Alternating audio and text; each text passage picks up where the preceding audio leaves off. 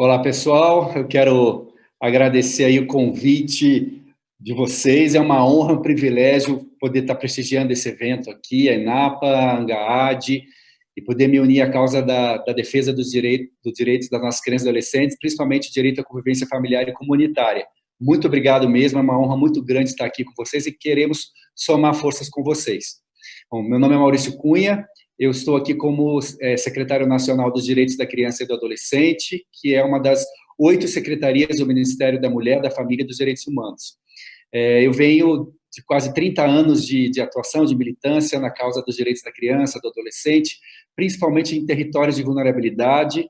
Fundei uma organização social, que é o CAD, que vai completar 26 anos de atuação, e, mais recentemente, depois de ter tido também experiências na área acadêmica e como gestor municipal, tive aí o convite, desde o ano passado, de compor a equipe do Ministério dos Direitos Humanos, focado no direito da criança e do adolescente. Então, é uma alegria muito grande ter a ANGAA, de ter esse evento, todos vocês como parceiros na defesa dos direitos das nossas crianças e adolescentes.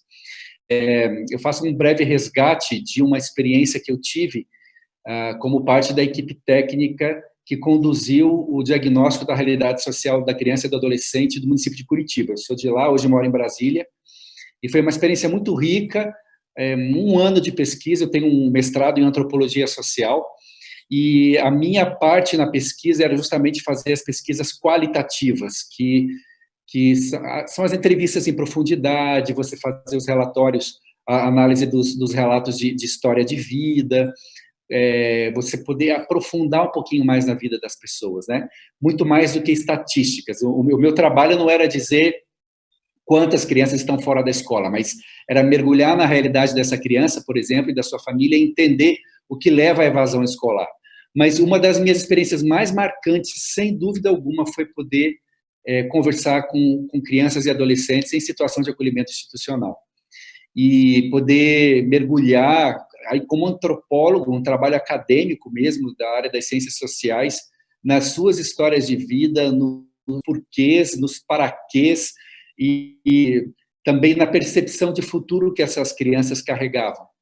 E foi justamente isso que contribuiu muito para que eu me engajasse ainda mais na defesa dos direitos de crianças e adolescentes, especialmente no direito a viver em família, né? A convivência familiar e comunitária. Embora eu tenha conhecido projetos excepcionais, pessoas extremamente comprometidas nas instituições de acolhimento, ali, sem saber que um dia eu viria até atuar assim, no âmbito federal, ali realmente eu ergui uma bandeira em prol do direito à convivência familiar e comunitária. Então, a partir dessa história, né, que eu venho falar para vocês, e hoje também como gestor público. Bom, poderia falar muito, porque aqui eu entendo que represento o Executivo Federal, né, o Ministério de Direitos Humanos. Nós temos, como eu falei, nós temos 8 secretarias, pessoas com deficiência, igualdade racial, mulher, idoso, enfim, todos os grupos vulneráveis estão ali contemplados, e a minha parte é justamente crianças e adolescentes, ou seja, a gente tem aí uma responsabilidade diante de 60 milhões de pequenos brasileiros, né? E eu achei que seria interessante aproveitar esse momento, já que a gente está lidando com pessoas que estão o tempo todo também fazendo o seu trabalho de advocacy, né? De incidência política, e sempre nessa interação com o próprio Estado, o sistema de garantia de direitos, o sistema de justiça, falar um pouquinho sobre o nosso trabalho, né? A nossa secretaria. O que é a Secretaria Nacional?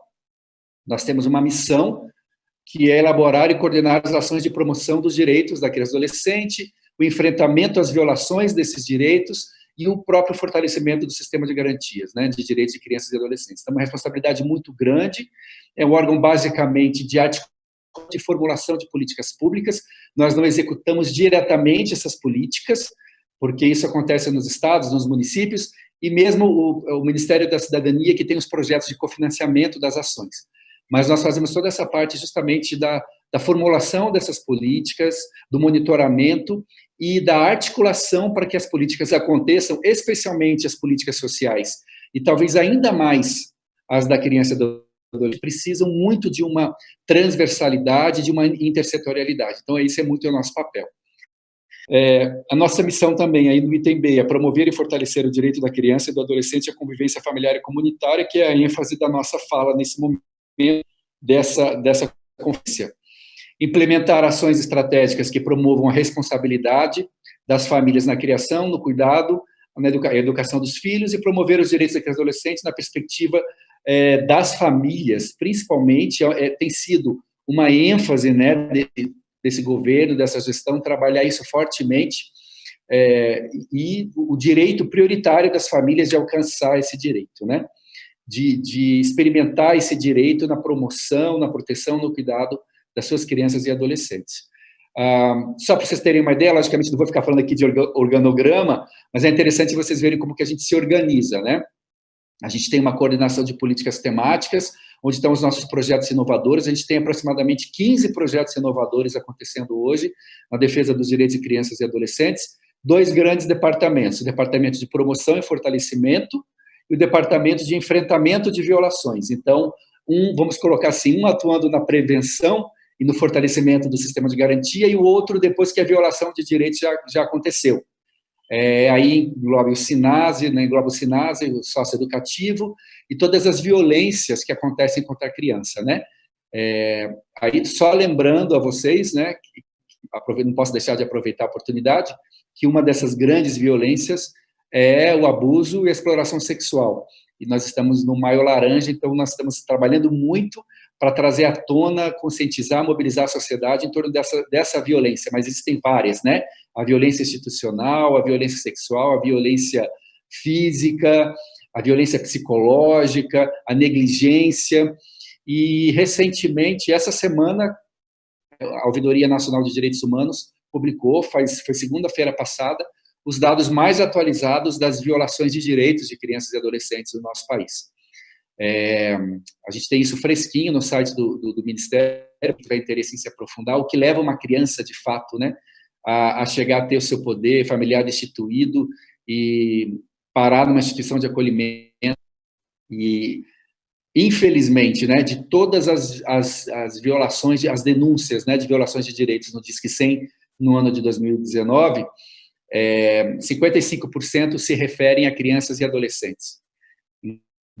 É um número elevadíssimo, é o nosso público, de fato, mais vulnerável. A negligência é a primeira grande causa, a violência sexual é a quarta, mas quando a gente considera que só 10% dos casos, em média, são comunicados às autoridades, a gente vê que as nossas crianças estão, de fato, sofrendo muito ainda no nosso país. Precisamos criar uma cultura mesmo de proteção das nossas crianças e adolescentes. E algo, assim, estarrecedor que eu tenho para trazer para vocês, eu sei que todos aqui são muito comprometidos com a causa da infância, da proteção da infância, né? Nós tivemos um aumento significativo das denúncias de violências, de violação de direitos no período da pandemia, agora, violência contra a mulher, contra a pessoa com deficiência e contra o idoso. Mas, estranhamente, né, no caso da criança e do adolescente, houve uma queda vertiginosa nos meses de março e abril de denúncias. Logicamente que nós sabemos que as violações de direitos, as violências não diminuíram, pelo contrário, elas aumentaram, ainda mais a gente considerando que a maior parte delas acontece no ambiente doméstico, né? O que está acontecendo é que aqueles que protegem a criança e o adolescente não estão denunciando.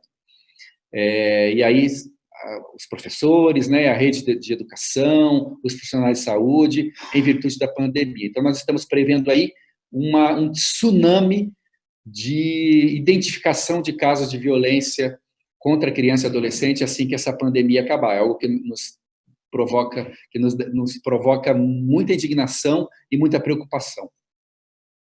Alguns dos nossos temas prioritários, né? Eu não vou ficar lendo tudo, tá, pessoal? Mas se alguém quiser receber essa apresentação, a gente pode disponibilizar sem problema nenhum. E desde já eu também coloco à disposição de vocês o e-mail institucional da Secretaria, gab.sndca, que é a Secretaria Nacional de Direitos da Criança e Adolescente, @mdh.gov.br, e também o meu e-mail pessoal, mauricio.cunha@mdh.gov.br, tá certo? Para esclarecer dúvidas que, eventualmente, a gente não tem a condição de esclarecer. Como temas prioritários aí, a gente tem, já no item 1, eu colocaria a promoção de direitos de crianças e adolescentes, com especial atenção aos de maior vulnerabilidade. E aí, já colocando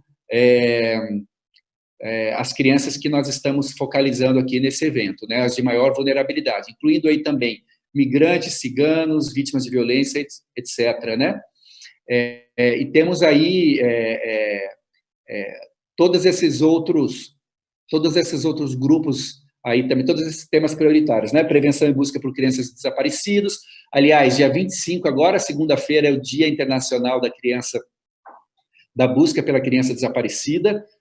Vamos estar fazendo também grandes eventos aí, em parceria com 70 clubes de futebol. A proteção de crianças e adolescentes ameaçados de morte, infelizmente, é um problema sério no nosso país também. Temos algumas centenas de crianças e adolescentes ameaçados de morte. O item 4 é enfrentamento às violações de direitos, a todas as formas de violência.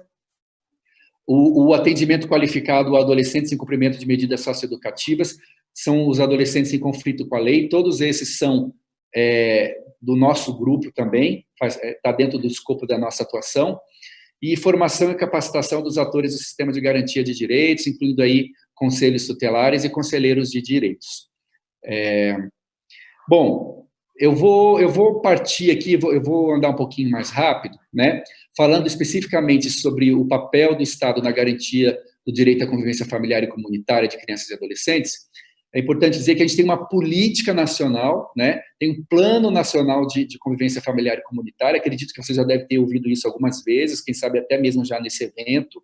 A promulgação do ECA, ele traz, dentro da doutrina da proteção integral, né, o direito à convivência familiar e comunitária, ali do artigo 4º, né, é dever da família, da comunidade, da sociedade em geral, assegurar com absoluta prioridade a efetivação dos direitos. Ele vai citar todos os direitos da criança e do adolescente e vai falar também no final do direito à convivência familiar e comunitária. Então, é desse direito, especificamente, em termos do arcabouço legislativo do Estado, que a gente está falando. E aí, depois, a gente pode falar um pouquinho mais, né? O artigo 19, toda criança e adolescente ou adolescente tem direito de ser criado e educado no seio da sua família, por família substituta, assegurada a convivência familiar e comunitária, ambiente livre também de pessoas dependentes e substâncias entorpecentes. E aí começou uma história, né, de elaboração e de implementação do Plano Nacional do Direito à Convivência Familiar e Comunitária. Em 2002, começa-se uma reflexão sobre isso no nosso país.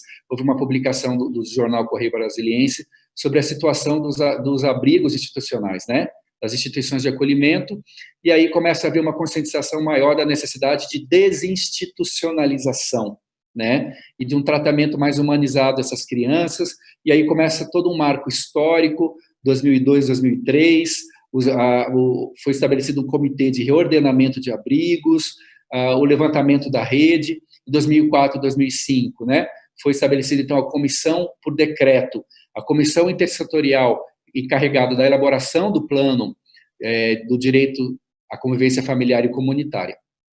E os temas que orientaram essa discussão, né, em torno dos objetivos e as ações desse plano. O que é este plano, né, nacional do direito de crianças e adolescentes à convivência familiar e comunitária? Ele engloba esses 3 eixos, né? Valorização da família, com as políticas de apoio sociofamiliar, o reordenamento dos abrigos e a implementação de programas de famílias acolhedoras. Amanhã vai ter uma palestra sobre isso com a Jane Valente, muito importante, que nós então queremos também fortalecer as famílias acolhedoras como aquele estágio intermediário para a adoção definitiva, e a adoção, que é uma ênfase que a gente também está querendo dar, fortalecer nessa gestão. Tá? Aí o marco histórico continua, a aprovação do plano aconteceu em 2006, numa assembleia conjunta do CONANDA, né, o Conselho Nacional dos Direitos da Criança e do Adolescente, e do CNAS, do Conselho Nacional de Assistência Social. Então, quais são os marcos legais e regulatórios que compõem essa política? Tá? Você vê que é algo bem sólido, bem consistente, bem arraigado, parte do nosso doutrinamento, parte das nossas lições, do nosso arcabouço, né, jurídico institucional. A Declaração Universal dos Direitos da Criança, a Constituição, o ECA, a Convenção sobre os Direitos da Criança da ONU, a própria Lei Orgânica da Assistência Social, a Política Nacional da Assistência Social e as diretrizes internacionais sobre crianças privadas de cuidados parentais de 2006. Então, ela é bem sólida. E onde que nós estamos hoje? Nós estamos, nesse momento, numa fase de avaliação deste plano. Foi contratada uma consultoria especializada para isso. Provavelmente vai haver algum atraso com essa pandemia, porque algumas oficinas regionais não puderam ser realizadas, mas a ideia é que, no segundo semestre, a gente já começa, então, em função da avaliação do plano que já venceu, elaborar um novo plano, onde a gente quer turbinar ainda mais esse direito, né? E alguns conceitos que talvez precisem ser fortalecidos, tá? Aí a gente tem uma mudança de paradigmas do que o Plano Nacional traz, à esquerda, de uma cultura de institucionalização, à direita, para uma cultura de garantia de direitos, certo? Então, a gente vê toda uma mudança paradigmática, né? De revitimização para reparação, de violação de direitos para proteção e defesa, da ideia de longa permanência de uma instituição de acolhimento para a ideia da provisoriedade do atendimento, em vez de cuidados massificados, os antigos orfanatos, né? Agora, no respeito à individualidade de cada criança, a sua própria história. Então, a gente está nesse paradigma que precisa certamente ser aperfeiçoado ainda mais, precisa ser fortalecido e precisa ter todos os atores sociais engajados na sua construção, tá? Nessa mudança de paradigmas, vem o conceito de família, né? Como que como esse agrupamento humano, né? De relações de amor e de mútuo comprometimento, relações de obrigação mútua, que pode ser exercida em diversos arranjos, a contextualização da criança e do adolescente, a importância do trabalho social com famílias, a valorização das suas potencialidades, a necessidade de reconstrução das suas relações e o protagonismo dessa família. A gente sabe que ainda é bem incipiente isso, é bem deficitário, porque o próprio sistema de garantia de direitos ainda não consegue dar o suporte que essas famílias precisariam, né? Então, é algo que a gente precisa rediscutir nesse plano. Como que a gente vai fazer esse equilíbrio, né? Do cuidado da família de origem, que precisa haver, mas, ao mesmo tempo, do melhor interesse da criança e de favorecer os mecanismos, né? Fortalecer os mecanismos que favorecem a adoção. E o apoio, como eu já falei, né, o apoio às famílias, o acesso a políticas públicas e ao serviço de apoio para que ela possa dar conta, né, da proteção e do cuidado dos filhos diante de um cenário de fragilização dessa família, tá? Aqui alguns aspectos principais do plano, não vou repetir, tem algumas coisas repetidas, mas eu destacaria aí a importância da articulação intersetorial. É só a gente ver a complexidade de um evento como esse. Pessoas falando, está riquíssimo, né? Pessoas falando de diferentes lugares, de diferentes órgãos, como é importante essa intersetorialidade, né? Esse trabalho conjunto. Agora, nesse período de pandemia, a gente precisou fazer uma resolução conjunta, por exemplo, do Ministério dos Direitos Humanos, o meu ministério, o Ministério da Cidadania, que trabalha no cofinanciamento das instituições de acolhimento, o CNMP, Conselho Nacional do Ministério Público, o CNJ, Conselho Nacional de Justiça. E como foi difícil você unir 4 órgãos, e olha que órgãos federais, para fazer uma recomendação conjunta aos gestores das instituições de acolhimento. Então, isso toma muito tempo, mas vale a pena, porque quando ele sai com muita força, ele é muito contundente, inclusive, isso possibilitou a aceleração de alguns processos de adoção. Gente, o meu tempo já acabou, então só vou fazer aí um plano nacional que tem alguns objetivos gerais, só vou fazer uma conclusão, fazendo também um desafio aí para a ANGAAD, para esse encontro, da nossa situação hoje, dos principais avanços que a gente tem que ter na construção dessa política, tá?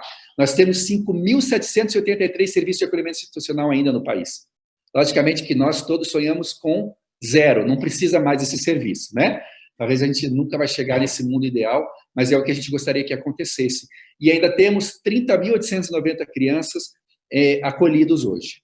Apenas 333 serviços de acolhimento familiar e 1.300 crianças, 1.377 em serviços de família acolhedora. Então, é muito pouco, a gente tem muito para avançar, tá? E temos 5.060, os dados os últimos que a gente pegou de 2020, 5.060 crianças disponíveis para adoção e 36 mil pretendentes. Então, o que a gente precisa fazer para resolver essa equação, né?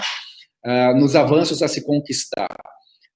No acolhimento institucional, gerar um ambiente de mais qualidade de garantia de direitos, fortalecer a família acolhedora, que é algo que a gente já está fazendo aqui na Secretaria, e vamos fazer, articular com o sistema de garantia de direitos, e aí, caminhando para o final, o que eu queria, no item adoção, aí, justamente, porque meu tempo acabou,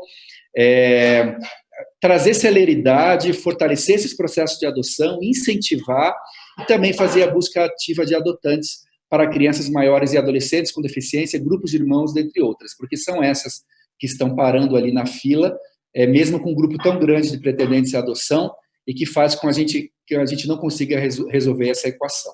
Tá? Então, urge a gente trabalhar para isso, e a gente quer contar muito com o apoio de vocês, da ANGAAD, de todos os grupos aqui representados, e dizer que vocês podem também contar totalmente com a Secretaria Nacional para projetos conjuntos de fortalecimento aí dos grupos de adoção, do incentivo a uma cultura de adoção no nosso país, ok? Pessoal, muito obrigado pela atenção de vocês, desculpa ter passado.